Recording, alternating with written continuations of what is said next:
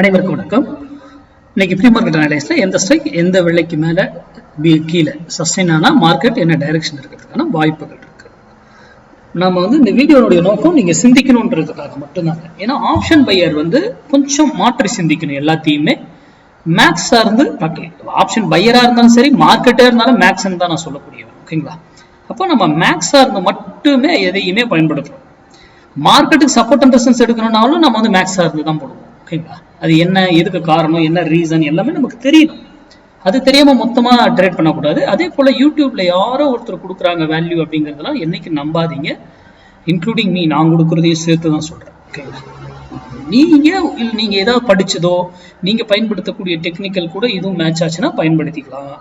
இல்ல நீங்க பயன்படுத்துற பிரைஸ் ஆக்ஷன் கூட மேட்ச் ஆச்சுன்னா பயன்படுத்திக்கலாம். இல்ல நீங்க வேற என்னென்ன பயன்படுத்துறீங்களோ, என்னென்ன படிச்சிருக்கீங்களோ அது கூட இது மேட்ச் ஆச்சுன்னா அங்க வரும்போது ஓகே இந்த வேல்யூ வருது, அங்க எனக்கு ட்ரெண்ட் லைன் வருது சார் அப்படின்னா அது பயன்படுத்திக்கலாம்.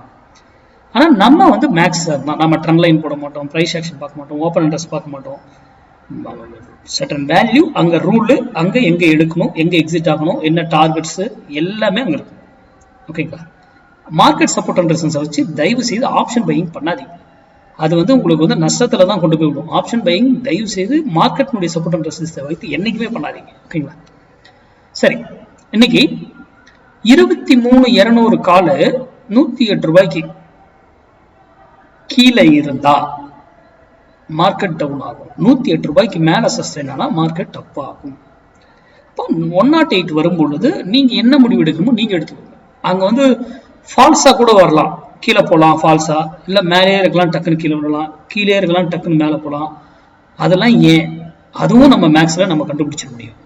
அதே போல் ஒரு குறிப்பிட்ட விலையில போயிட்டு ஒரு விலையிலேருந்து இதை திரும்பணும் ஆர் அப் ஆகணும். அதே போல் கீழே ஒரு விலையிலேருந்து திரும்பணும் டவுன் ஆகணும்.